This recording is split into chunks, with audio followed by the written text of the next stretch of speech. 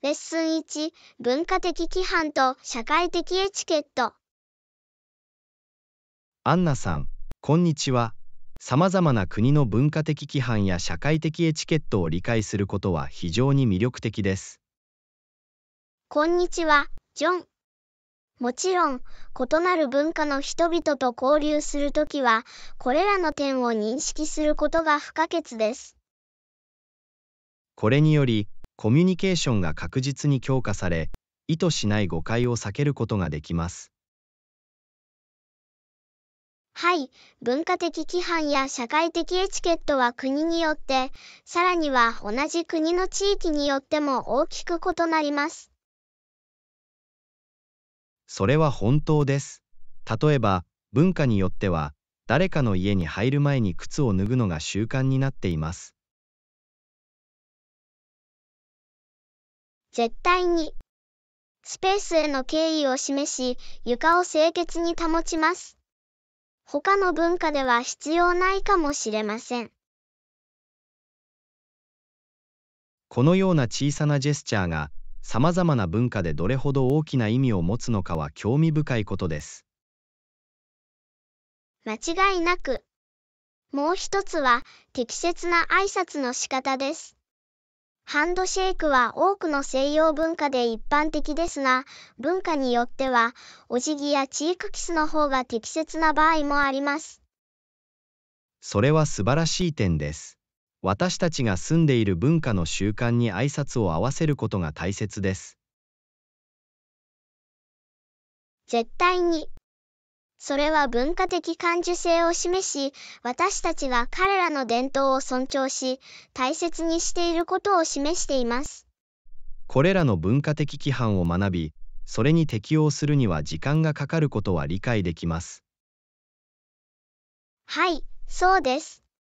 しかし、心を開いて学ぶ意欲があれば、様々な社会的状況をよりスムーズに乗り切ることができます。それは本当です。ボディランゲージや非言語的な手がかりにも気を配ることも重要です。間違いなく。文化によっては、直接アイコンタクトを取ることは敬意と注意の表れとみなされますが、他の文化では、無礼または対立的とみなされることがあります。アイコンタクトのような単純なものが、文化によって意味が異なるのは興味深いことです。絶対に。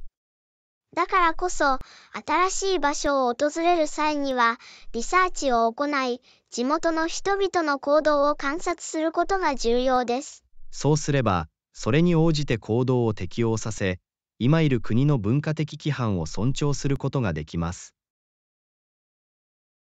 正確に。様々な背景を持つ人々との理解を深め、前向きなつながりを築くことがすべてです。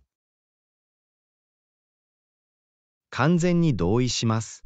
文化的規範を認識し、尊重することで、調和を促進し、有意義な交流を生み出すことができます。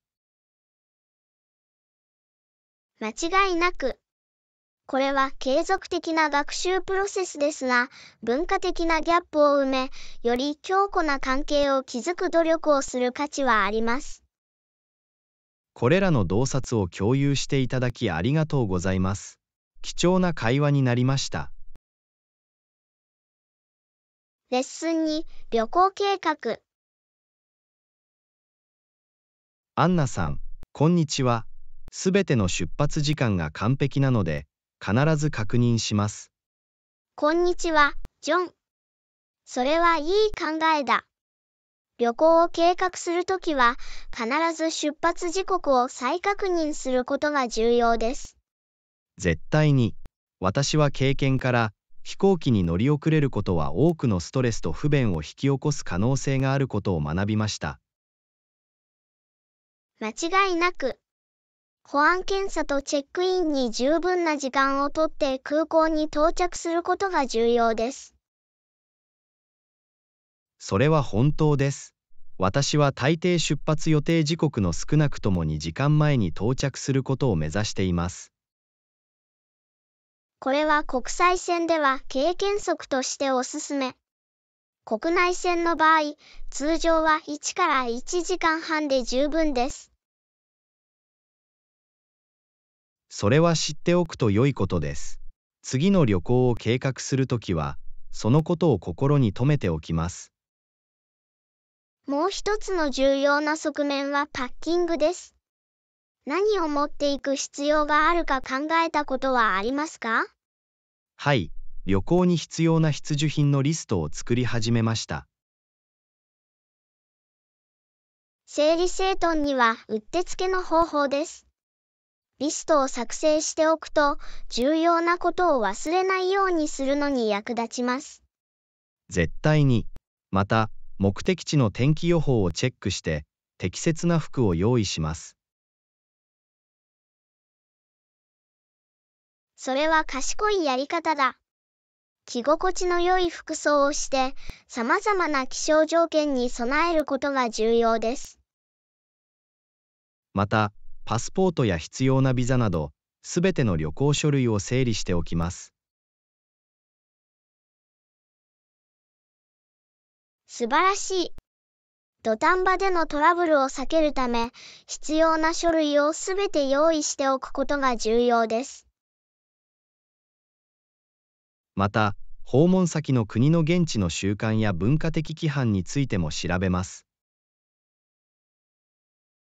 それは素晴らしいアイディアだ。現地の慣習を知っておくと、新しい環境をよりスムーズにナビゲートするのに役立ちます。また、旅行中に訪れたい地元のアトラクションやランドマークも調べます。素晴らしい。訪れた場所で何を見たいか、何をしたいのかを考えておくことは常に良いことです。また、目的地の旅行勧告や安全上の注意事項も確認します。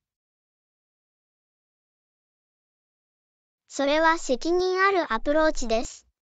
旅行中は安全対策について常に情報を得ることが不可欠です。これらの貴重なヒントをありがとう。これで旅行の計画に自信が持てるようになりました。レッスン3、地元の観光名所を探索する。こんにちはアンナ、素晴らしい。滞在中に必ずチェックします。こんにちは、ジョン。それは素晴らしい計画のようですね。地元の観光名所を探索することは、その場所の文化に浸る素晴らしい方法です。絶対に。私はいつも新しい街の隠れた名所や人気のランドマークを発見することを楽しんでいます。それぞれの場所に、その歴史とアイデンティティを物語る独自の魅力があるのは魅力的です。間違いなく、地元の芸術や遺産についてもっと学ぶために美術館やアートギャラリーを訪れるのが大好きです。旅先の芸術的、文化的な側面を理解する素晴らしい方法です。また、史跡やモニュメントの探索も楽しんでいます。それらはある場所の過去についての洞察を与えてくれます。史跡は過去への窓のようなもので、その場所の豊かな遺産とつながることができます。郷土料理にも興味があります。食べ物は文化のアイデンティティの重要な部分になり得ます。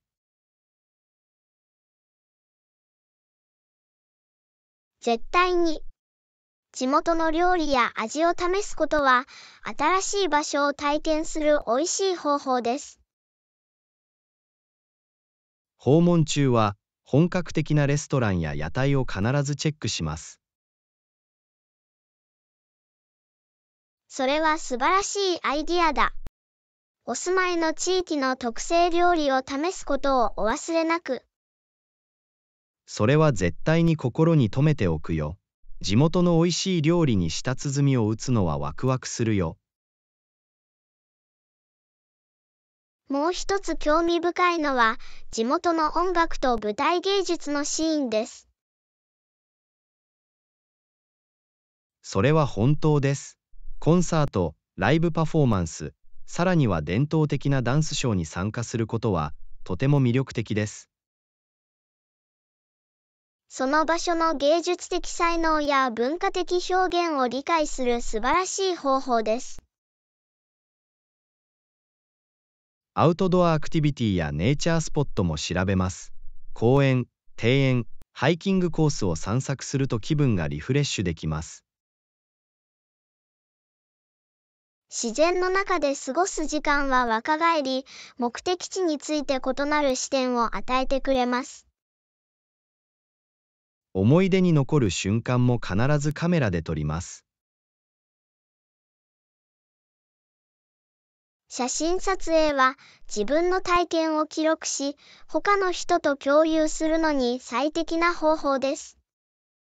地元のアトラクションに没頭し、心に残る思い出を作るのを楽しみにしています。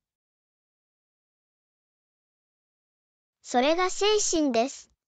探検のあらゆる瞬間を楽しみ、そこでの時間を最大限に活用してください。ご提案ありがとうございます。あなたの洞察に感謝します。レッスン4、朝のルーティンとポジティブマインドセット。アンナさん、こんにちは。美しい日の出で目を覚ますと、いつも気分が良くなります。こんにちは、ジョン。私も同感です。素晴らしい日の出で一日を始めると、本当に気分が高揚します。単純な自然現象が私たちの考え方にこれほど良い影響を与えることができるのは驚くべきことです。絶対に。自然の美しさは、私たちにインスピレーションと活力を与えてくれます。日の出を楽しむ以外に、軽いエクササイズで一日を始めるのが好きです。体を動かして筋肉を目覚めさせる素晴らしい方法です。これにより、私はより目覚め、その日の課題に取り組む準備ができていると感じることができます。私は朝のヨガのファンです。体を伸ばすだけでなく、心を落ち着かせてくれます。ヨガは、その日のアクティビティに飛び込む前にバランスをとり、集中力を高めるのに最適な方法です。また、心地よく眺めるような気がします。それはその日のポジティブな雰囲気を醸し出してくれます。運動した後は、体と心に活力を与える栄養価の高い朝食をとるのが好きです。朝食は確かにその日の最も重要な食事です。集中力を維持するのに必要なエネルギーを与えてくれます。私は通常、朝を通して元気を保つために、タンパク質、全粒穀物、果物の組み合わせを選びます。それは健全なアプローチです。適切な栄養素で体に栄養を与えることが重要です。肉体的な健康だけでなく、精神的な健康も生産的な一日に不可欠です。絶対に。瞑想やマインドフルネスのために少し時間を取ると、心を落ち着かせ、ストレスを軽減するのに役立ちます。深呼吸をして、現在の瞬間に集中することで、集中力を保つのに役立ちます。マインドフルネスの実践は、自己認識を高め、全体的な精神的明快さを向上させるのに最適です。その日のポジティブな雰囲気を醸し出すためにするもう一つのことは、準備をしながら気分を高揚させる音楽を聴くことです。音楽は私たちの気分に影響を与え、ポジティブな雰囲気を作り出す方法があります。キャッチーな曲ですぐに私の精神を高め、前向きな考え方に導いてくれるのは驚くべきことです。これ以上は同意できませんでした。音楽には感情を呼び起こし、私たちの全体的な幸福感を高める力があります。全体として身体活動、健康的な食事、ポジティブなマインドセットの実践を取り入れた朝のルーチンを持つことは、一日を成功させるための準備を整えます。絶対に。一日を正しい足取りで始め、体と心の両方を育てることがすべてです。洞察を共有していただきありがとうございます。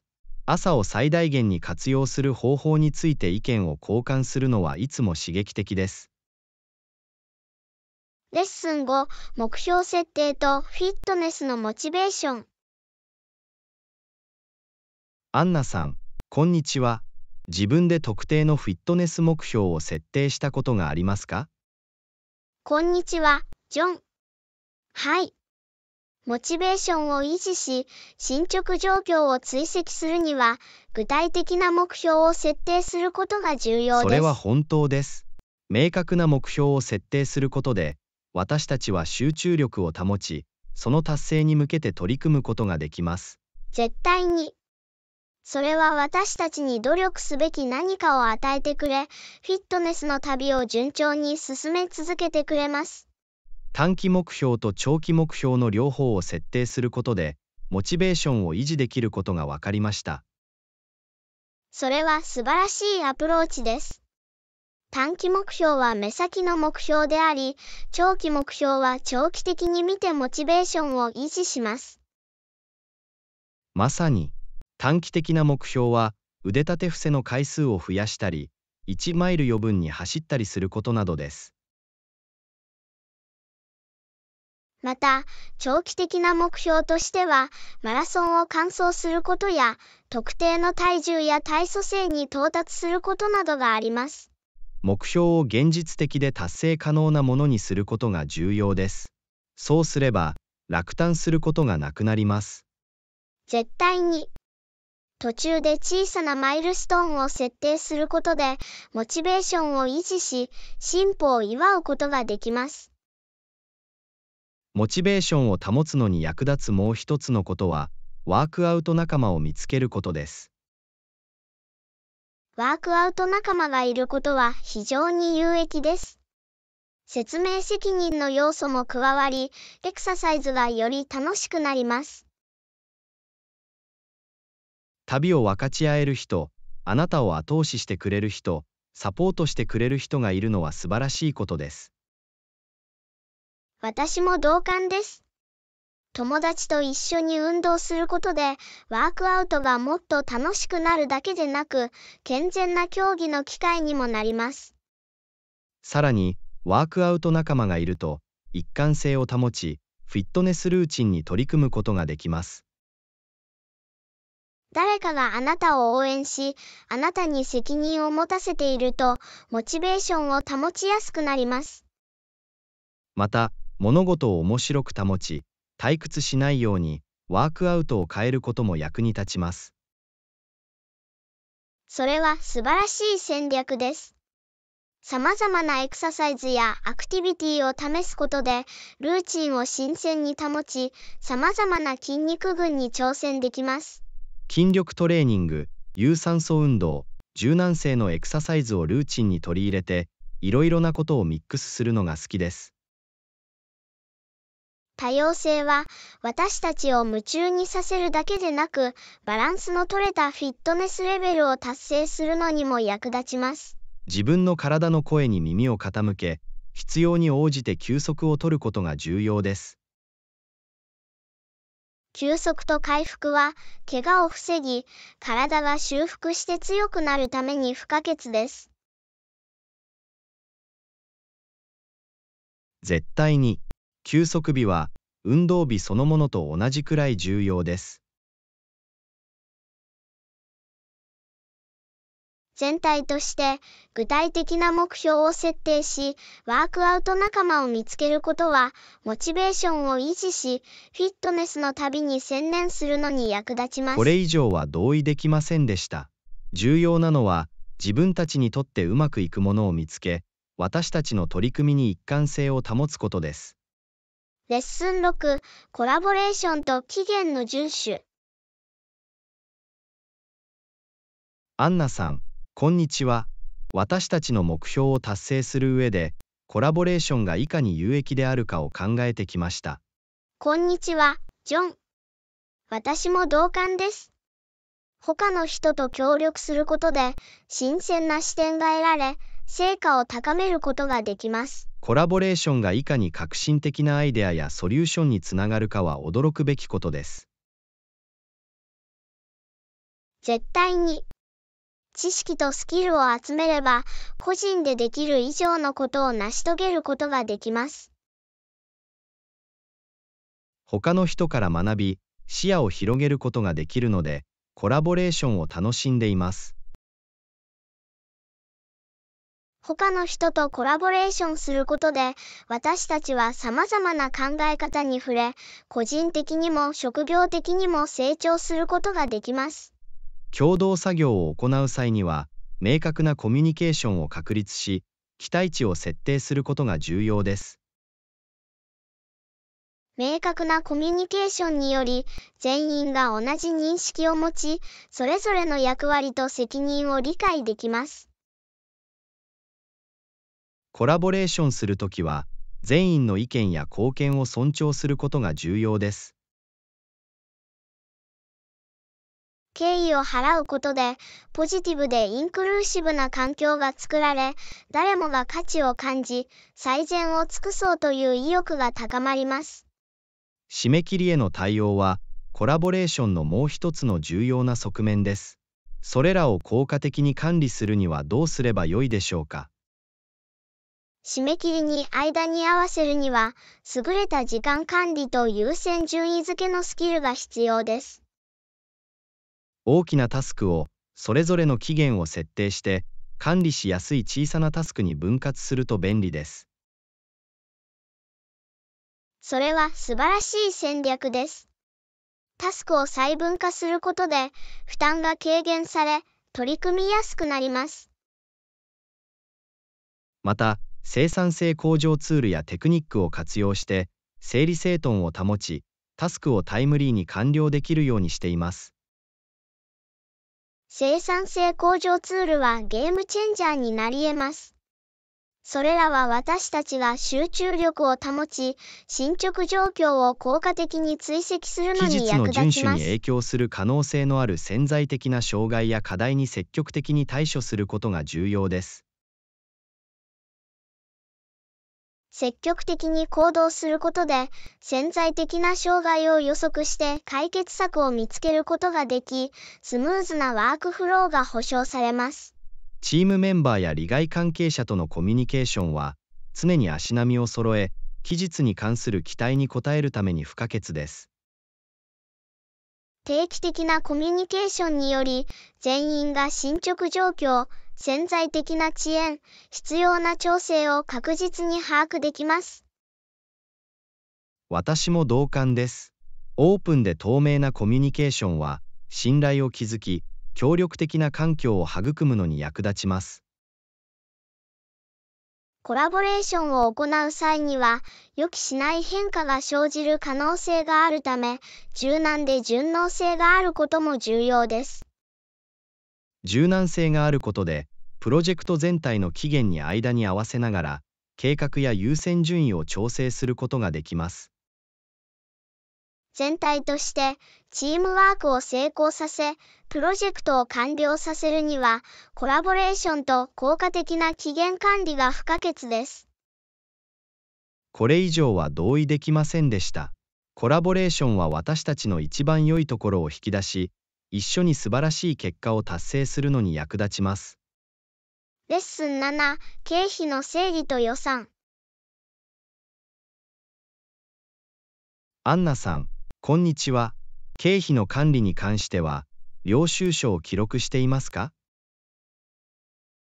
こんにちは、ジョン。はい、食事、交通費、その他の費用の領収書は必ずすべて集めています。それは良い習慣です。領収書があると、経費を正確に追跡して整理するのに役立ちます。絶対に。効果的に予算を立てるには、支出を記録することが重要です。予算編成といえば、経費を賢く管理するためのコツはありますか？私が役立つと思う戦略の一つは、毎月の予算を作成し、それを守ることです。それは素晴らしいアプローチです。予算を設定することで、資金を賢く配分でき、過剰支出を避けることができます。また、ニーズと財務目標に基づいて経費の優先順位をつけることも不可欠です。私も同感です。欲しいものと必要なものを区別することで、支出について情報に基づいた決定を下すことができます。もう一つのヒントは、経費を定期的に追跡して、予算内に収まるようにすることです。経費を記録しておくと、必要に応じて削減できる分野を特定するのに役立ちます。絶対に。これにより、お金の行き先が明確になり、必要に応じて調整を行うのに役立ちます。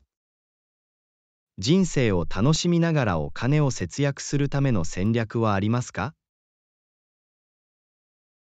一つの方法は、購入時にお得な情報や割引を探すことです。それは賢いアプローチです。売上を確認したり、クーポンを利用したりしてお金を節約することは常に価値があります。別の戦略は、頻繁に外食するのではなく、食事を計画して家で調理することです。自宅で調理することで、お金を節約できるだけでなく、より健康的で栄養価の高い食事をとることができます。また、貯蓄目標を設定し、普通預金口座への定期的な拠出を自動化することも役立つと思います。貯蓄の自動化は、将来に備えて継続的に資金を確保するための優れた方法です。現在を楽しむことと、将来の経済状況を確保することとのバランスを取ることが重要です。絶対に、支出に気を配り、意識的な選択をすることで、財政の安定を実現できます。また、領収書と予算編成を通じて経費を明確に把握しておくと、順調に進むことができます。洞察を共有していただきありがとうございます。経費管理と予算編成について意見を交換することは常に価値があります。レッスン8、旅行の計画。アンナさん、こんにちは。次の旅行について考えていました。パーフェクトですね。フライトと宿泊施設を確認しましたか？こんにちは、ジョン。はい、旅行のフライトと宿泊施設を調べています。素晴らしい。適切なフライトと宿泊施設を見つけることで、旅をより楽しくすることができます。予算内で最適なオプションを見つけるために、価格を比較し、レビューを読んでいます。それは賢いアプローチです。旅行の手配をするときには、質と費用のバランスを取ることが重要です。絶対に。また、旅行中の利便性を確保するために、宿泊施設の場所も検討しています。ロケーションが重要です。中心部に滞在することで時間を節約でき、周辺を探索しやすくなります。フライトや宿泊施設で利用できる可能性のある特別割引や割引がないか確認しています。お得な情報や割引を利用することで、旅行中の他のアクティビティの費用を節約できます。また、目的地での交通手段も調べています。移動には前もって計画を立てることが重要です。それは良い点です。交通手段を調べることは、街をより効率的にナビゲートするのに役立ちます。公共交通機関だけでなく、利用可能な地元の交通アプリやサービスを検討してきました。地元の交通機関を利用することで、より本格的な体験が得られ、文化に浸ることができます。私も同感です。また、複数の旅行で割引が受けられるトラベルパスやカードも調べてみる価値があります。それは素晴らしいアイディアだ。トラベルパスがあればお金を節約でき、さまざまなアトラクションをより便利に探索できます。また、目的地で人気のアトラクションやアクティビティについても調べています。何も見逃したくない。絶対に、事前に計画を立てることで、最も興味のある場所や体験を含む旅程を作成できます。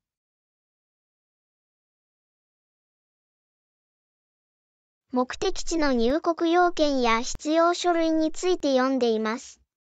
準備が必要だ。入国するためにビザ、予防接種、または特定の旅行書類が必要かどうかを確認することが重要です。旅行保険のオプションも調べています。不測の事態に備えて保険に加入することが重要です。旅行保険は安心感をもたらし、旅行中の安全を確保します。天候やこれから行うアクティビティに基づいて、梱包する必需品のリストを作成してきました。スマートに梱包することで、整理された状態を保ち、詰めすぎたり、重要なアイテムを忘れたりするのを防ぐことができます。また、現地の伝統を尊重するために、現地の習慣や文化的エチケットについても研究しています。現地の文化を理解し、尊重することで、旅行体験が向上し、地元の人々とつながることができます。旅行計画について私と話し合ってくれてありがとう。これからの冒険の準備はワクワクします。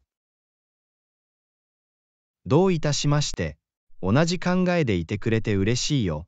よく計画された、思い出に残る旅へ。レッスン9、計画を立ててイベントを予測する。こんにちは、アンナ。今週末会うことを考えていました。空いてる？こんにちは、ジョン。はい、少し自由時間があります。何を考えていたんですか？映画を見るのはどう？ずっと見たいと思っていた新作がある。それは計画のように聞こえます。映画はいつに始まりますか？午後2時に上映されます。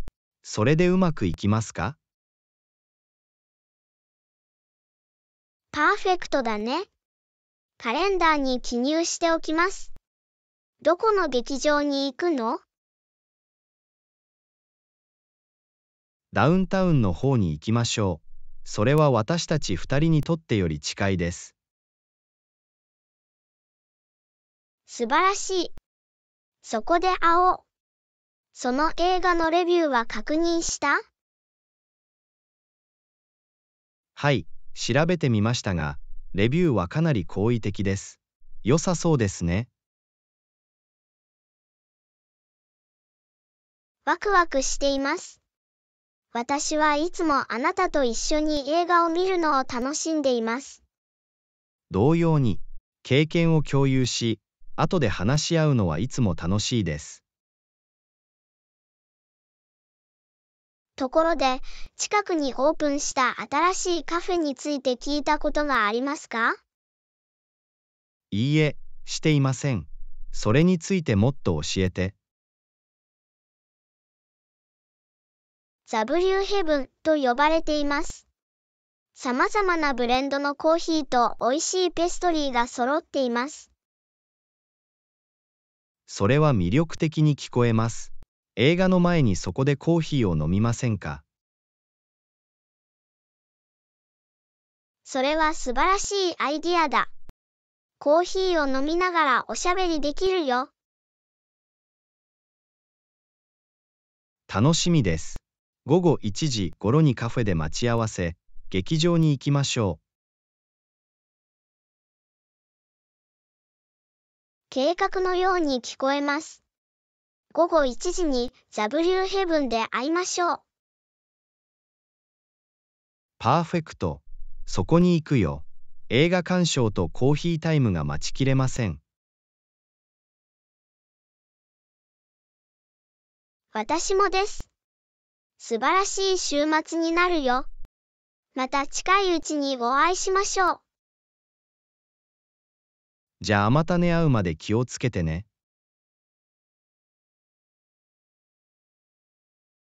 レッスン10、ビーチデスティネーションを探索する。アンナさん、こんにちは。最近太陽と砂が欲しいです。私も同じように感じます。好きなビーチスポットはありますか？こんにちは、ジョン。もちろん、私は様々なビーチの目的地を探索するのが大好きです。私のお気に入りの一つはバリ島です。バリは素晴らしく聞こえます。そのどこが好きですか？手つかずのビーチ、透き通った海、活気に満ちた文化が休暇に最適な場所です。それは信じられないですね。カリブ海のビーチについてはたくさん聞いたことがあります。そこに行ったことはありますか？はい、幸運にもいくつかのカリブ海の島々を訪れることができました。砂浜とターコイズブルーの海は息を飲むほどです。それは素晴らしいです。初めて訪れる人には、どの島をおすすめしますか？リラクゼーションと冒険の両方を楽しみたいなら、ドミニカ共和国を訪れることをおすすめします。ドミニカ共和国は興味をそそられます。そこではどんなアクティビティが楽しめますか？シュノーケリングなどのウォータースポーツを楽しんだり、国立公園でハイキングをしたり、美しいビーチで日光浴をしたりできます。それはアクティビティの完璧なブレンドのように思えます。ずっとギリシャに行きたいと思っていました。そこに行ったことはありますか？はい、ギリシャは本当に魅力的です。サントリーニ島とミコノス島のビーチはポストカードに値します。私はそれらの島々の写真を見たことがありますが、それらは素晴らしく見えます。他におすすめのビーチスポットはありますか？確かに、タイは素晴らしいビーチのあるもう一つの美しい国です。プーケットやクラビのような場所は探索する価値があります。タイはしばらくの間私の旅行リストに載っています。タイのビーチは何が特別なの？トロピカルな風景、白い砂浜、地元の人々の温かいおもてなしは忘れられない体験を生み出します。これらの場所を訪れるのが待ちきれません。発見した隠れた名所はありますか？私が見つけた隠れた宝石の一つはセーシェルです。人里離れた絵のように美しいビーチで知られる島々です。セーシェルは楽園のように聞こえます。旅行のバケットリストに必ず追加します。訪れたことを後悔しない目的地です。そこの自然の美しさは息を飲むほどです。これらの素晴らしいビーチの目的地を共有していただきありがとうございます。次の旅行の計画を始めようという気になりました。レッスン11、パートナーシップタイムラインの実装。アンナさん、こんにちは。提案を確認しましたが、かなり有望だと言わざるを得ません。このパートナーシップを実施するまでのスケジュールについてお話しましょう。こんにちは、ジョン。あなたがその提案を気に入ってくれて嬉しいです。パートナーシップを成功させるためには、明確なタイムラインを確立することが極めて重要だという点も同感です。まずは最初の一歩を話し合うことから始めましょう。いつから始められると思いますか？来月から実装プロセスを開始できると思います。これでうまくいきますか？それは理にかなっているように聞こえます。リソースを割り当て、コラボレーションに向けてチームを準備する必要があります。同意した。開始日が決まったら、主要なマイルストーンの概要を説明できます。各フェーズにはどれくらいの時間がかかると思いますか？インフラのセットアップを含む最初のフェーズには、約2ヶ月かかると思います。2ヶ月は現実的に聞こえます。その間は、それぞれのチームのトレーニングにも集中できます。それは良い点です。全員が同じ認識を持ち、新しいプロセスに精通していることを確認する必要があります。まさに、インフラストラクチャが整ったら、テストと改良を含む第2フェーズに進むことができます。そのフェーズには約3ヶ月かかると予想しています。フィードバックを集め、必要な調整を行う必要があります。システムを徹底的にテストし、発生した問題に対処するのに十分な時間が3ヶ月あれば十分です。テストフェーズが完了したら、最終フェーズであるローンチに進むことができます。同意した。興奮を呼び起こし、私たちのパートナーシップを一般に紹介するために、ローンチイベントを計画する必要があります。ローンチイベントはいいアイデアだと思います。利害関係者を招待して、コラボレーションのメリットを実証することができます。それは計画のように聞こえます。ローンチイベントは開始日から約4ヶ月後に開催することを目指すべきだ。4ヶ月という期間があれば、余裕を持ってローンチを成功させることができるはずです。私も同感です。予期せぬ課題に対応できるように、タイムラインにある程度の柔軟性を持たせることが重要です。絶対に、不測の事態に対処するために、ある程度のバッファ時間を組み込むことは常に賢明です。パートナーシップが立ち上がった後も、引き続き進捗状況を監視し、その過程で必要な調整を行うことができます。継続的な評価と改善は、パートナーシップの長期的な成功の鍵です。これ以上は同意できませんでした。先を見越して適応し続けることで、強固で実りあるコラボレーションを実現できます。このパートナーシップの可能性にワクワクしています。これを大成功に導くために一緒に働きましょう。あなたの熱意を分かち合います。私たちの共同の努力は大きな成果をもたらすと信じています。早速始めよう。絶対に、早速飛び込んで、このパートナーシップを成功させましょう。レッスン12、ヨガとストレッチ。アンナさん、こんにちは。最近ヨガのエクササイズを試しています。ヨガをやったことはありますか？こんにちは、ジョン。はい、私は定期的にヨガを練習しています。柔軟性を保ち、ストレスを和らげるのに最適な方法です。それは有望だ。柔軟性、特に筋肉の柔軟性に苦労しています。何かコツは？役立つポーズの一つは、下向きの犬です。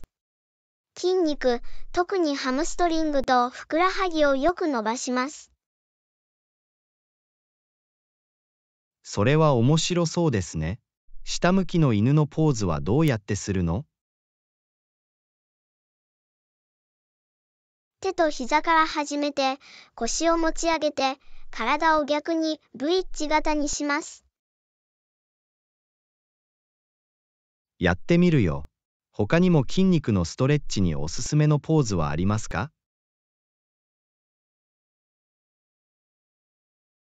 はい、戦士のポーズは足を伸ばすのに最適ですが、コブラのポーズは胸と肩を開くのに役立ちます。それらをルーチンに取り入れます。それぞれのポーズをどれくらいの時間保持すればいいですか？各ポーズを約30秒から1分間保持し、深く呼吸し、ストレッチに集中するのが最善です。それは理にかなっています。ヨガやストレッチに最適な時間帯はありますか？ヨガはいつでも好きな時に練習できますが、多くの人は朝に行うことで1日の活力を取り戻すことが有益だと感じています。それではヨガを朝のルーティンに取り入れてみます。おすすめのリソースやアプリはありますか？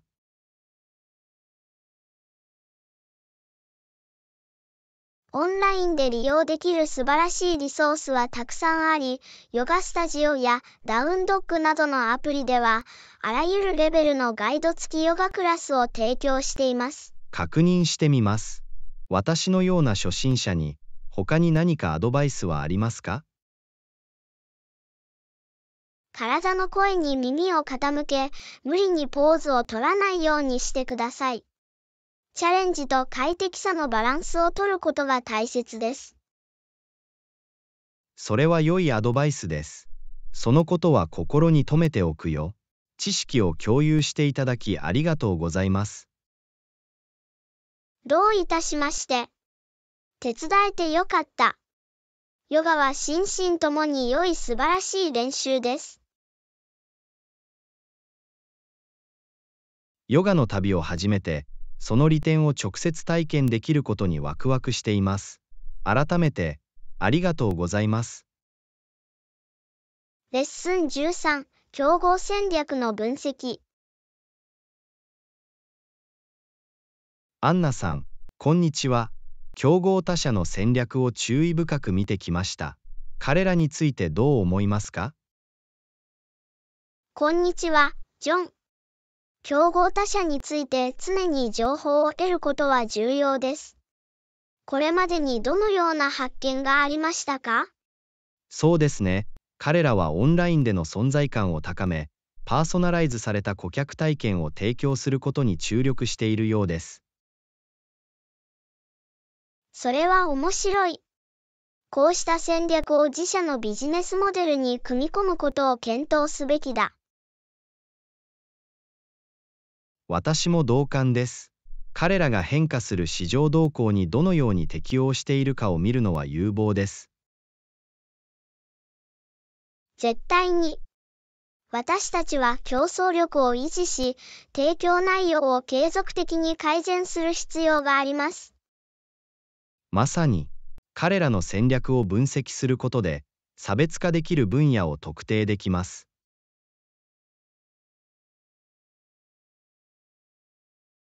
それは素晴らしい点です。私たちは独自の強みを生かして競合他社に差をつけるべきです。また、彼らがソーシャルメディア広告に多額の投資をしていることにも気づきました。私たちのマーケティング活動のために検討する価値があるかもしれません。ソーシャルメディア広告は、より多くのオーディエンスにリーチするのに効果的です。私たちはその道を模索すべきだ。間違いなく、最新のマーケティング手法とプラットフォームを常に把握しておくことが不可欠です。これ以上は同意できませんでした。私たちは変化し続けるお客様の要求に応えるために適応し、進化する必要があります。競合他社の強みと弱みを徹底的に分析することは有益だと思います。完全に同意します。彼らの戦略を理解し、私たちが得意とする機会を見つけることが重要です。そうすることで、市場のリーダーとしての地位を確立するための包括的な計画を策定することができます。絶対に。それは私たちに競争力を与え、顧客を引きつけて維持するのに役立ちます。同じ考えでいてくれて嬉しいです。調査結果をまとめて、チームと話し合ってみましょう。それは計画のように聞こえます。コラボレーションとブレインストーミングは、革新的なソリューションを考え出すのに役立ちます。その可能性にワクワクしています。適切な戦略を立てれば、競合他社をしのぐことができます。あなたの熱意を分かち合います。一緒に分析し、革新し、競争の先頭に立ちましょう。同意した。力を合わせれば、素晴らしいことを成し遂げ、ビジネスを新たな高みへと押し上げることができます。これ以上うまく言えなかったよ。早速始めて、業界に名を刻みましょう。絶対に。私たちの決意と戦略的思考は私たちを際立たせます。それを実現させよう。レッスン14、ヘルシーなものを一緒に作る。アンナさん、こんにちは。最近、一緒にヘルシーな料理を作ろうと思っています。どう思う？こんにちは、ジョン。それは素晴らしいアイディアのように思えます。ヘルシーな食事を作ることは楽しくてやりがいがあります。あなたが乗ってくれて嬉しいです。私たちが試せるヘルシーなレシピについて何か提案はありますか？様々な新鮮な野菜と自家製ドレッシングで彩り豊かなサラダを作ってみてはいかがですか？美味しそうだね。サラダにはどんな野菜がおすすめですか？カリカリのレタス、ジューシーなトマト、カリカリのキュウリ、色とりどりのピーマンが使えます。素晴らしい選択肢。ドレッシングはどう？ヘルシーなオプションについて何かアドバイスはありますか？オリーブオイル、バルサミコ酢、ディジョンマスタード、そしてほんの少しの蜂蜜を使って簡単なビネグレットソースを作ることができます。それは風味豊かな組み合わせのようですね。やってみてワクワクするよ。次のステップは何だ？野菜を洗ってみじん切りにし、大きなボウルに入れます。もっと食べ応えのある食事にするために、タンパク質を加えるべきでしょうか？はい、タンパク質用にグリルチキンやゆで卵を加えたり、ベジタリアン向けにはひよこ豆を加えたりすることもできます。それは素晴らしいアイディアだ。サラダにさらに内容が加わります。調味料はどう？塩、胡椒、バジルやパセリなどのハーブを振りかけて風味を加えることができます。パーフェクト。味わうのが待ちきれません。他に考慮すべきことはある？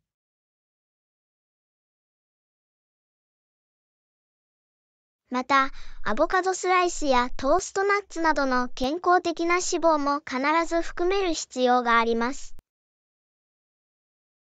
それは良い点です。バランスの取れた食事には健康的な脂肪が大切だ。すぐに出すべきか？はい、野菜がまだカリカリで活気があるうちに、新鮮なサラダを楽しむのが一番です。いいですね。ヘルシーなクッキングアドベンチャーを始めましょう。学んで、美味しいものを作ることにワクワクしています。私も。一緒に料理することは、絆を深める素晴らしい方法であるだけでなく、新しい味や技術を探求する機会にもなります。これ以上は同意できませんでした。体に栄養を与えながら、料理の視野を広げるチャンスです。絶対に。また、家庭で健康的な食事を作ることは、食材の管理を維持し、意識的な選択をするのに役立ちます。それは本当です。食事に何が入っているかを正確に知ることは力になります。さらに、長期的にはお金の節約にもなります。間違いなく。これは双方にメリットのある状況です。私と一緒にこのヘルシーな料理の旅に出る準備はできていますか？絶対に。栄養たっぷりで美味しい料理の世界に飛び込みましょう。あなたが私の料理のパートナーになってくれて感謝しています。同様に。一緒に健康的な食事を作り、味覚と体を幸せにしましょう。始めるのが待ちきれません。ヘルシーな料理を生活の一部にしよう。レッスン15、ワークライフバランス。アンナさん、こんにちは。前回の会議で、ワークライフバランスについて話し合いました。これについてどう思いますか？こんにちは、ジョン。ワークライフバランスは私たちの全体的な健康にとって非常に重要です。仕事と私生活を調和させることは不可欠です。絶対に。特に仕事の需要が高い場合は、バランスを取るのが難しい場合があります。それは本当です。燃え尽き症候群を避けるためには、境界線を設定し、セルフケアを優先することが重要です。完全に同意します。どうやって健全なワークライフバランスを維持しているの？私は必ず定期的に休憩をとり、喜びとリラックスをもたらす活動に時間を割くようにしています。それは素晴らしいアプローチです。プライベートな時間には、仕事から離れて充電すると便利だと思います。切断が重要です。そうすることで、私たちは充電し、私生活に完全に参加することができます。間違いなく。また、圧倒されないように、タスクを委任したり、必要に応じてサポートを求めたりするようになりました。委任は重要です。これにより、作業負荷が分散され、言う先事項に集中できるようになります。特定の労働時間を決め、それを守ることで、明確な境界線を設定しようとしてきました。勤務時間を設定するのは素晴らしいアイデアです。仕組みを作り、より健康的なワークライフバランスを促進するのに役立ちます。また、ストレスを軽減し、集中力を高めるためのマインドフルネスの実践についても模索してきました。何か試したことはありますか？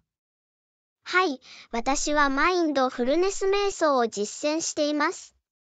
集中力を保つのに役立ち、仕事に関連するストレスの影響を軽減してくれます。それは素晴らしいです。マインドフルネスは健康的なワークライフバランスを維持するための強力なツールになり得ます。本当にそうです。これにより、私たちはより存在感を示し、時間の過ごし方を意識的に選択することができます。絶対に、ワークライフバランスを実現するには、時間をどのように配分するかを意図的に考えることが不可欠です。同意した。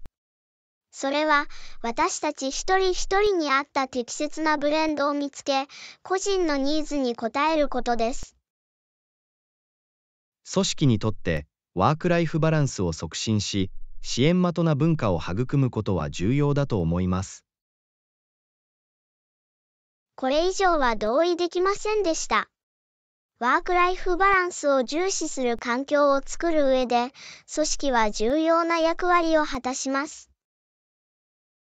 ワークライフバランスを優先することで、生産性、満足度、そして全体的な幸福感を高めることができます。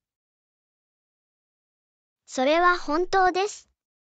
これは、従業員と組織全体にとって双方にメリットのある状況です。この会話ができて嬉しいです。健康的なワークライフバランスを保つことの重要性を思い出させてくれます。私も嬉しいです。引き続きワークライフバランスを優先し、他の人にも同じことをするように促しましょう。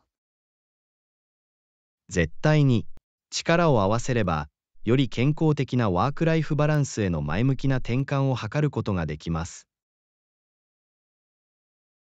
私たちは変化をもたらすことができると信じています。模範を示して他の人たちにも仕事と生活の調和を見つけるよう励ましましょう。それについては賛成です。ワークライフバランスを実現し、充実した人生を送るために。レッスン16、新年の抱負。アンナさん、こんにちは。新年の抱負について考えたことはありますか？こんにちは、ジョン。はい、新年を始めるには、決意を立てることが素晴らしい方法だと思います。何か作りましたか？絶対に。私の抱負の一つは、健康とフィットネスを優先することです。あなたはどう？それは素晴らしい解決策です。また、自分の健康にも焦点を当てて、セルフケアの習慣をもっと日常に取り入れたいと思っています。それは素晴らしいです。自分の面倒を見ることは常に最優先事項であるべきです。他にリストには何がありますか？もう一つの解決策は、もっと本を読むことです。知識を広げて、いろんなジャンルを探求したいです。読書は養うのに優れた習慣です。視野を広げ、想像力を刺激します。私にも学習に関する決意があります。